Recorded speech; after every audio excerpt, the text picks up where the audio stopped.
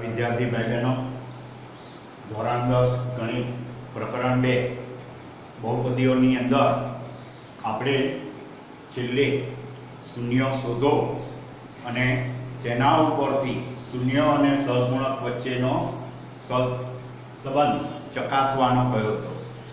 एटले एमनो संबंध आपणे चकासवो जोईए तो ए संबंध कई रीते चकासाय एना विषे समज तो आपेली ने तमने छेल्ले अने दाखलो पण करायो। ए सीधो सरळ हतो।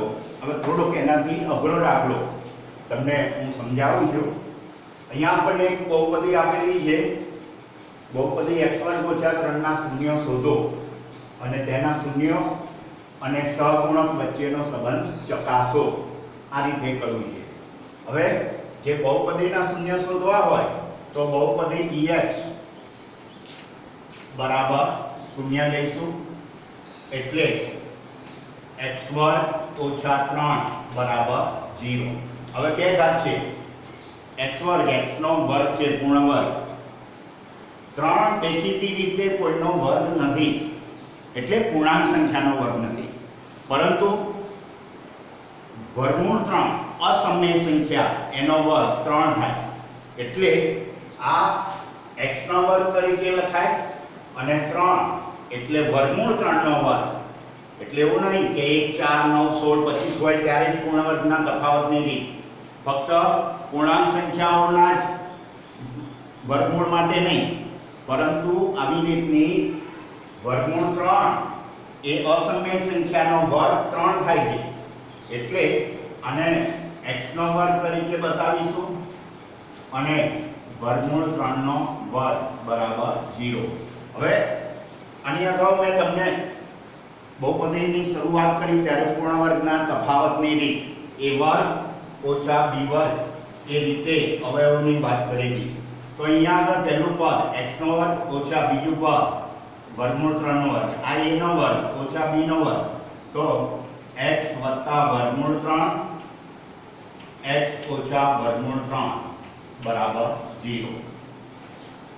એટલે x वत्ता वर्गमूळ 3 बराबर 0 अथवा x ओछा वर्गमूळ 3 बराबर 0 माटे x बराबर वर्गमूळ 3 शून्य तरफ जशे एटले माइनस वर्गमूळ 3 अथवा और लखो अथवा लखो x आ माइनस वर्गमूळ 3 आ बाजू जशे एटले वत्ता वर्गमूळ 3। एटले आपणे जे आ बहुपदी आपी છે x² - 3 एना बे शून्यो मळ्या, माइनस वर्गमूळ 3 अने वर्गमूळ 3।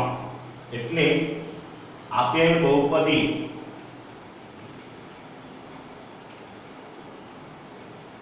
ना शून्यो माइनस वर्गमूळ 3 अने वर्गमूळ 3 छे। पहलो जवाब मळी गयो, शून्य मळी गया। हवे शून्यो अने तेना सहगुणको वच्चेनो संबंध चकासवानो कयो छे, बराबर ध्यान राखजो।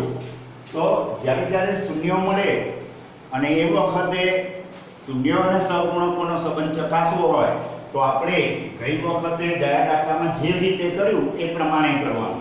एटले शून्यनो सरवाळो, शून्यनो एटले एक शून्य अल्फा तरीके माइनस वर्गमूळ 3 कहीए, बीजू शून्य एने बीटा तरीके कहीए वर्गमूळ 3। हवे शून्यनो सरवाळो तो एने अल्फा प्लस बीटा तरीके लखी -3 वत्ता वर्गमूळ 3 बराबर 0। सरवाळो 0 आव्यो एटले हवे शून्यनो सरवाळो तो आपणे शुं एना माटे करता तो माइनस x नो सहगुणक शून्य जे जवाब आव्यो अहींया लखुं छुं शून्य जवाब आव्यो सरवाळो एटले शून्य एटले -b/a शून्यनो सरवाळो एटले -b/a एटले -b। तो आपणी जे द्विघात बहुपदी छे ax² + bx + c આની અંદર માઈનસ બી, બી શું છે તો x નો સહગુણક, એટલે માઈનસ બી એટલે માઈનસ x નો સહગુણક છેદમાં a એટલે x વર્ગ નો સહગુણક. આ રીતે તમારે લખી દેવાનું. હવે માઈનસ x નો સહગુણક લખ્યો અને x વર્ગ નો સહગુણક સરવાળા ઉપરથી. હવે શૂન્યનો ગુણાકાર, શૂન્યનો ગુણાકાર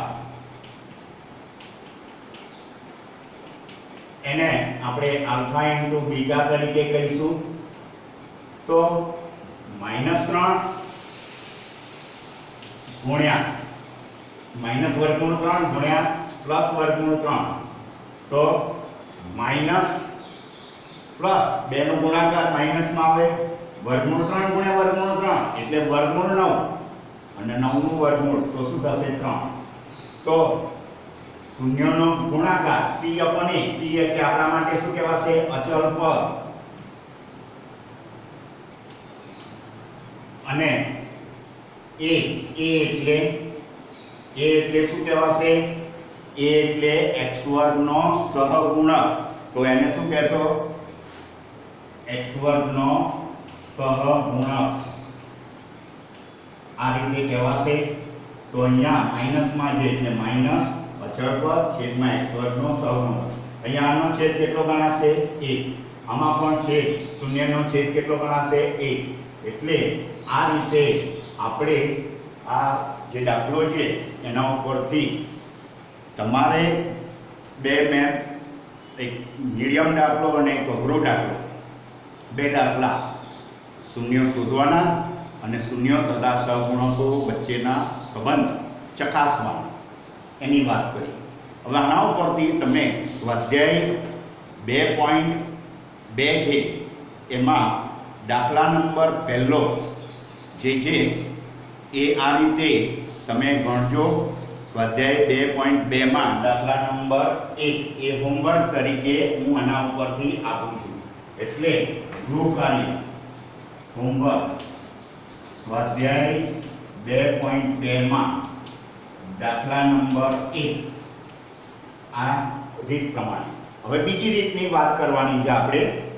તો બીજી રીતની અંદર તો જ્યારે એની અંદર તમને અહીંયા આપણે શૂન્ય શોધવાના હતા. હવે શૂન્ય આપી દીધેલા હોય, બે શૂન્યો આપી દીધેલા હોય અને એના ઉપરથી આપણે શૂન્યોના સરવાળો અને ગુણાકાર મેળવવાનો અને ત્યાર પછી બહુપદી શોધવાનું છે. એટલે બહુપદીના શૂન્યો આપી દીધા હોય અને બહુપદી શોધવાની હોય તો એ બીજી રીત છે. એ રીત વિશે સમજાવું છું અને એના દાખલા પણ આપણે ગણીએ. તો બહુપદીના શૂન્યો આપેલા હોય અને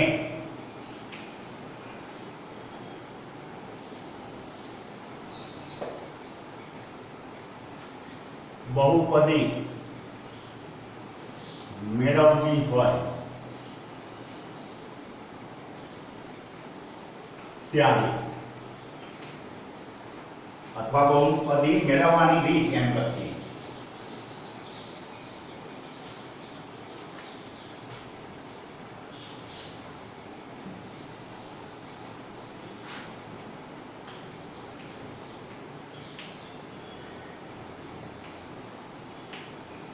જો વિદ્યાર્થી મિત્રો બે શૂન્યો આપી દીધેલા હશે, એ શૂન્યના નામ તમારા આલ્ફા અને બીટા એવા નામ આપી દેવાના. બંને શૂન્યનો સરવાળો કરવાનો. એ સરવાળાને ત્યાર પછી એ સરવાળાનું સૂત્ર -b upon a મૂકશો. પછી શૂન્યનો ગુણાકાર c upon a, એના ઉપરથી a b અને c એની કિંમત આપણે મેળવીશું. a b c ની કિંમત મેળવ્યા પછી જે આપણે દ્વિઘાત બહુપદીનું વ્યાપક સ્વરૂપ ax² + bx + c એની અંદર એ કિંમતો મૂકીશું. એટલે દ્વિઘાત બહુપદીના શૂન્યો આપેલા હોય, અહીંયા ખાસ ઉલ્લેખ કરું છું, દ્વિઘાત બહુપદી એના શૂન્યો આપેલા હોય અને તેના ઉપરથી બહુપદી મેળવવાની રીત. તો વિદ્યાર્થી મિત્રો બરાબર ધ્યાન રાખજો. ફરીથી શૂન્યનો સરવાળો કરવાનો અને શૂન્યનો ગુણાકાર. સરવાળા માટે કયું સૂત્ર લેવાનું? -b/a અને ગુણાકાર માટે c/a. એના ઉપરથી a, b અને c ની કિંમત મેળવવાની. ત્યાર પછી બહુપદીને ax² + bx + c માં abc ની જે આપણે કિંમતો મેળવી એની અંદર મૂકીશું. હવે આ એક રકમ છે જેના શૂન્યનો સરવાળો અને ગુણાકાર આપેલા હોય. શૂન્યનો સરવાળો અને ગુણાકાર, શૂન્યનો સરવાળો અને ગુણાકાર આપેલા હોય. જો શૂન્ય વગર શૂન્યનો સરવાળો અને ગુણાકાર આપેલા હોય તે પરથી બહુપદી મેળવવી. જો મેં પહેલા થોડું અહીંયા લખવામાં શૂન્ય એટલું લખેલું, સરવાળો ને ગુણાકાર એ લખવાનું રહી ગયું હતું એટલે મેં સુધારી દીધું છે, ધ્યાન રાખજો. તો શૂન્યનો સરવાળો અને ગુણાકાર બે વસ્તુ આપી દીધેલી છે. હવે જો એક રકમ છે, દાખલા તરીકે ઉદાહરણ છે 114 જેના શૂન્યનો સરવાળો અને ગુણાકાર, જેના શૂન્યનો સરવાળો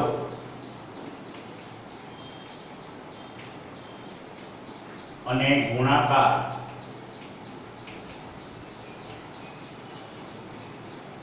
-3 અને 2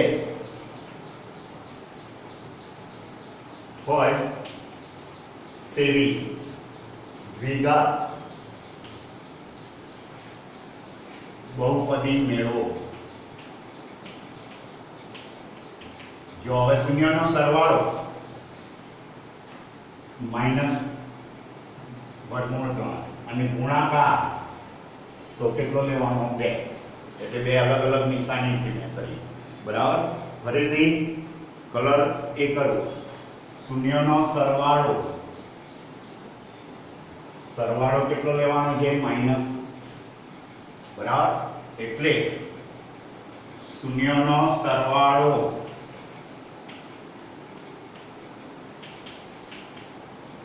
આલ્ફા પ્લસ બીટા તરીકે કહીએ. માઈનસ શૂન્યનો સરવાળો કેટલો આપ્યો છે? -3. હવે -3 એટલે -b/a. ત્યાર પછી શૂન્યનો ગુણાકાર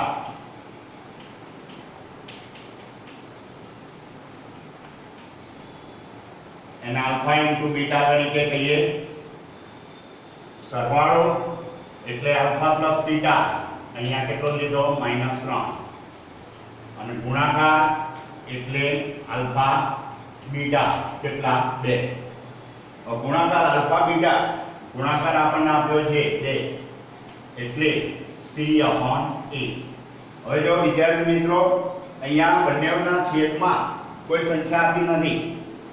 બંનેનો છેદ કેટલો સમજવાનો તમારે? કોઈ ના આપ્યો હોય એટલે એક તો દરેકના છેદમાં હોય, એક તો કમ્પલસરી હોય, એક તો દરેકનો અવયવ છે. એટલે બંનેમાં છેદ સરખો છે a. તો અહીંયા a ની કિંમત કેટલી ગણાશે? 1. આના ઉપરથી આનો છેદ કેટલો? 1. જો -3/1 એટલે અથવા અહીંયા હું લખું -3/1 તો પણ ચાલે. તો b ની કિંમત -b બરાબર -3 એટલે b બરાબર કેટલો ગણાશે? 3. a બરાબર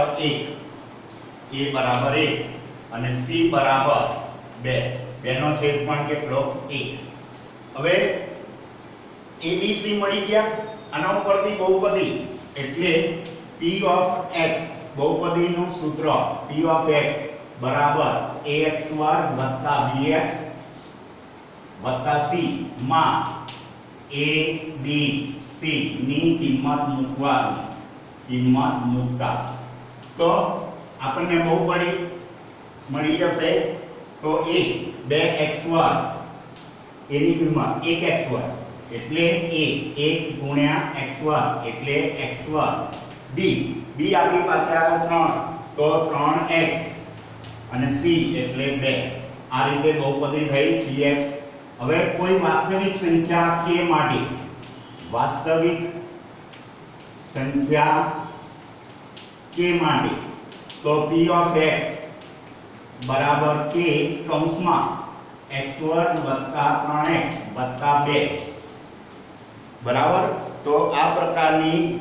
કોઈ પણ બીજી દ્વિઘાત બહુપદી લઈ શકાય કોઈ પણ વાસ્તવિક સંખ્યા k માટે px બરાબર k x2 3x 2 બીજી કોઈ બહુપદી લઈ શકાય આ રીતે તમારે તે વાસ્તવિક સંખ્યા માટે પણ